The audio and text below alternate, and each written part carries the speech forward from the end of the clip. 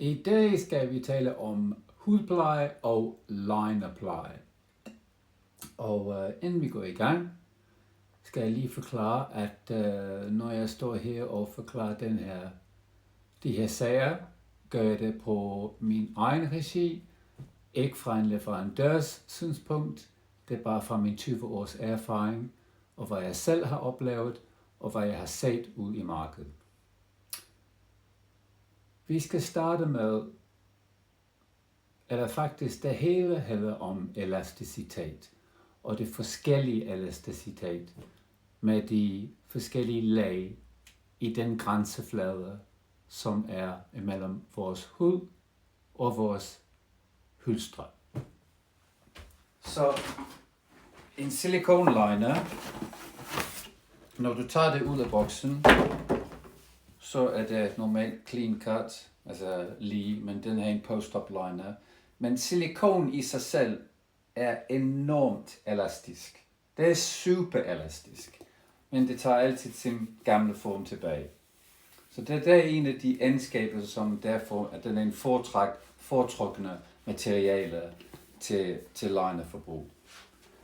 Det er en post-op liner, så det er lavet til store stumper lige efter amputationer, hvor man vil have dem komprimeret lidt mere. Fordi som I ved, der kommer en del atrofi de første 18 måneder, 24 måneder. Men når man har så en helt ny liner ud af boksen, det her er min næste nye liner, så er det helt lige heroppe, og den tekstilstof og silikonen er klistret sammen hele vejen ned. Problemet opstår, fordi stoffet på en liner, som man skal bruge med en hylster, det har ikke det samme elasticitet som selve silikonen. Så var man til at trække silikonen så meget som man kunne regulært, ikke? For at gøre det lidt, hvad vil jeg? Så risikerer man, at den vil begynde at løse sig, og når den begynder at løse sig, kan det løse sig mere og mere.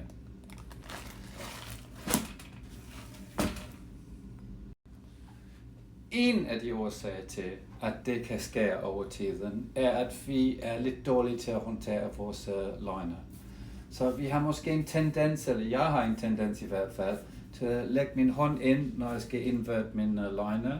Så tager jeg fat her, og trækker jeg over. Og det kan du se i sig selv, har jeg trækket silikonen. Måske lidt mere, end jeg burde have. Og den der rivløsning af silikonen er blevet forfærdet. Så, når du skal dreje din liner ind af eller ud af, forsøg at rulle det så meget som du kan, for at undgå den der overstrækning af silikonen, for at undgå den slags ting. Gør man ikke det, så er der meget mindre risiko for, at du får den der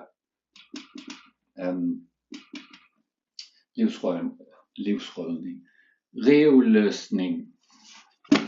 That's probably the wrong word as well.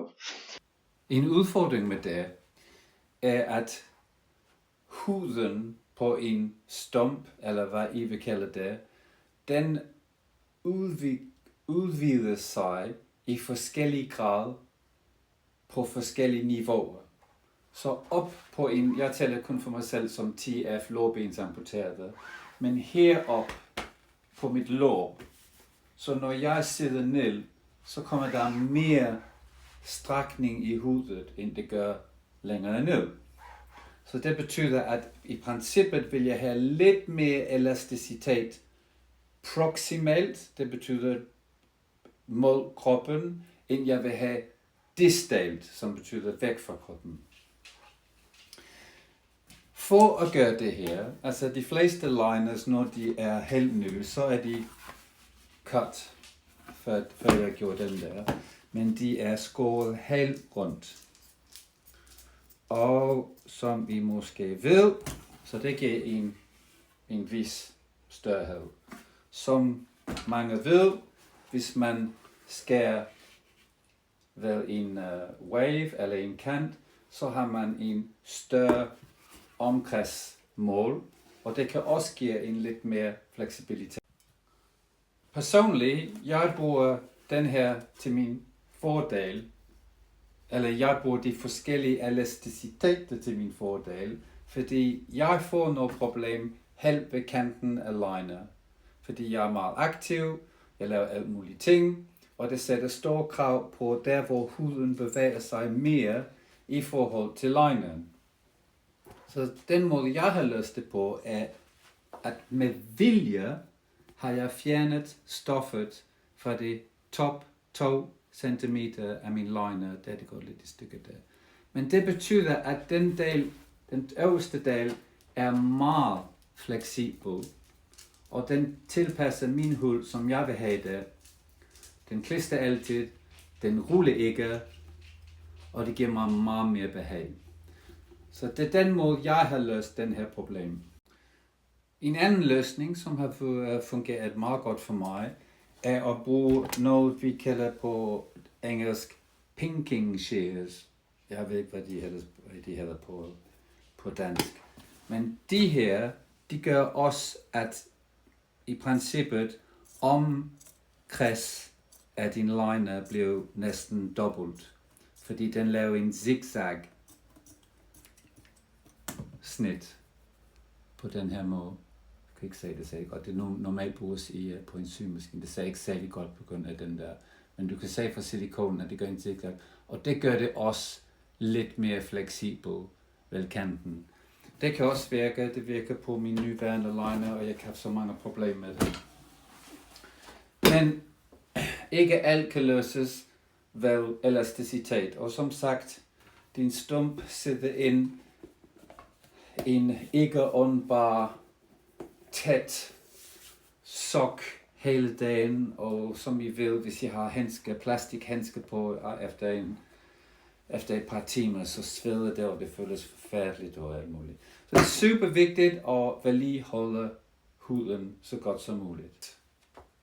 Første vigtige punkt med hudpleje er, at når du tager din liner af, husk rulle først. Når du tager din liner af om aftenen, så er det vigtigt, at du rengør det. Så det her min liner, den er mindst et år gammel. Den er stadigvæk hvid, fordi jeg vasker den hver aften. Nogle gange jeg renser det bare. Nogle gange jeg bruger bare de her wet wipes, som jeg har ved siden af min seng. Men det er vigtigt, at den er squeaky clean. Ikke? Squeaky clean, som vi kalder det på engelsk. Og det betyder, at der er ingen gammel hudrester på, eller hvad vil jeg, eller sved, eller ting, som kan udvikle sig til dårlige lugtende bakterier. Så det er det første ting, jeg gør. Det er vigtigt, at du opbevarer din liner i den retning, så det ikke stresser silikonen så meget som muligt. Og så bare sæt det til side et eller andet sted, mens du sover. Efter du har taget din liner af, så skal du tænke på din hud. Og om dagen, ligesom jeg sagde med en handske, og det næste ting at tænke på er din hud. Når du har taget din liner af, din hud skal også rengøres. Alt tør hud og sved skal fjernes. Om du bruger det her, eller om du lægger det under en haner, eller hvad du gør, tager en vold klud med dig til sengen, og så lige fjerne det af. Men så, ligesom jeg sagde med handsker, når du har handsker på, så begynder du at svede, altså de der plasthandsker, du begynder at svede, og når man sveder faktisk lidt fedt af fra huden. Så det er super vigtigt at erstatte den her fedt ind i huden således at huden er elastisk igen næste dag, fordi det kan blive værre og værre og værre. Personligt, for at hydratere fugtighed skal min hud om aftenen efter protesbrug, så bruger jeg en fodsalve, fordi det har høj fedtindhold, eller en hånd. Det der med aloe vera, det er altid dejligt for huden. Men jeg kan også bruge noget som helst, når jeg rejser, så finder jeg et eller andet. Det er ikke så meget. Og så er der et firma, rigtig godt firma, som laver den her, det hedder Repair, og den er også meget dejlig at bruge, når man rejser. Personligt, jeg undgår body lotions på grund af, at de er bare lidt for tynde.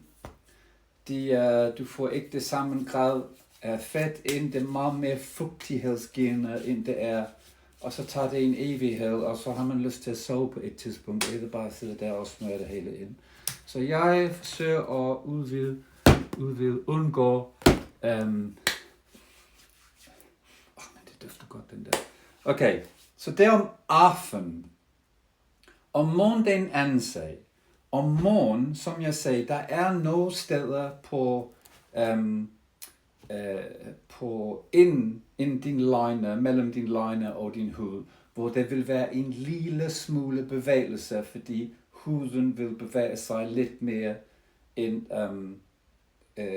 lineren vil, og det foregår ofte lidt højere op, især for dem, som laver aktiviteter som cykling og den slags ting.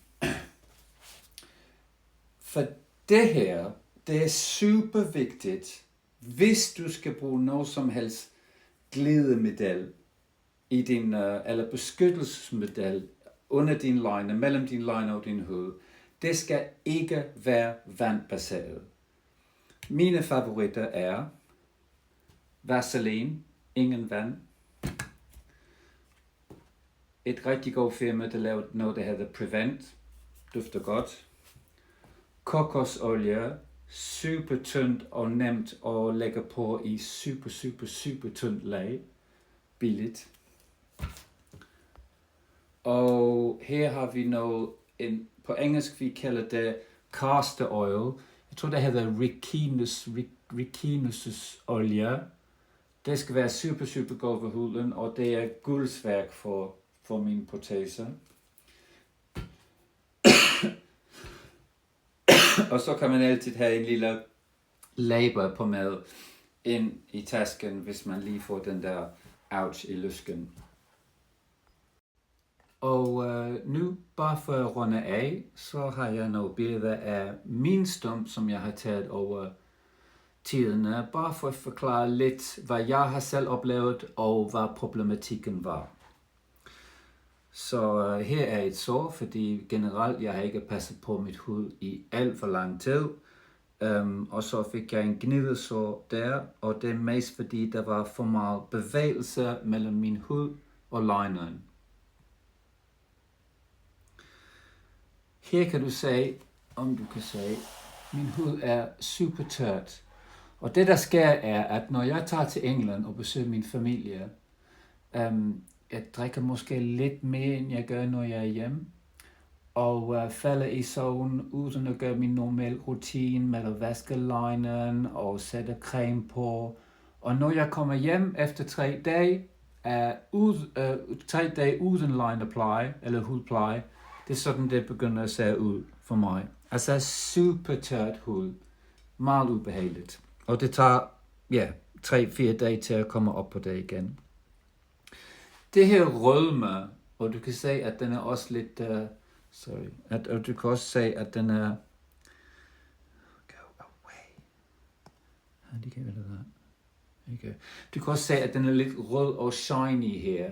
Det er fordi, jeg ikke har passet på huden her nok, og det kan også være, det ser stresset ud i hvert fald. Så min hud er ikke elastisk nok, og jeg igen skal passe på, det er nok taget på samme tid som de andre. Det her er en problematik, som nogen har, som nogen ikke har. Jeg har en fordybning i mit sår, hvor stængerne faktisk åbner op efter operationen. Og jeg er nødt til at have en lille smule silikonlag derind for at fylde det op, fordi ellers får jeg det her tryk, så fordi jeg bruger en vakuum suspension. Det her er interessant. Det her vil du få, hvis der er for meget bevægelse mellem din hud og lineren. I kender dem nok alle sammen. I tager det af. Det klør af helvedes til. Og hvis du klør i det, det bliver endnu værre. Det bliver rød og endnu mere havet. For den slags ting er det super vigtigt, at du bruger en lille smule glidecreme, der hvor det er, der skal du være super påpasselig med hygiejne, med alle de her ting.